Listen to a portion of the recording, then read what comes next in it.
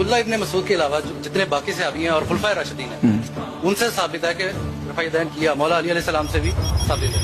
अगर ये मौला अली रज़ियल्लाहु ताला अन्हु से नमाज के अंदर रफ़ा यदैन करना सनदे सही से साबित कर दें कि मौला अली ने नमाज में रफ़ा यदैन किया, मैं 1 लाख रुपया उनको पेश करूंगा। टाइम क़यामत तक अल्लाह की रहमत से हम दिखाएंगे कि मौला अली जब नमाज पढ़ते थे तो मौला अली रफ़ा यदैन नहीं करते। नहीं, ये किताब है मुसन्नफ इब्न अबी शैबा, इमाम बुखारी मुस्लिम के उस्ताद अपनी किताब में इमाम इब्न अबी शैबा इस हदीस को लेके आए।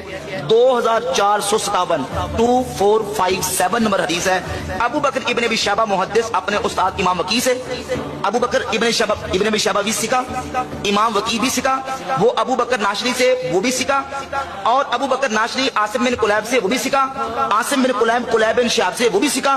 कुलैब बिन शिहाब मौला अली के शागिर्द हैं। वो कहते हैं अन्ना अलीयन रज़ियल्लाहु ताला काना यरफउ यदैहि इज़ा ततहस्सला सुम्मा ला यऊदु।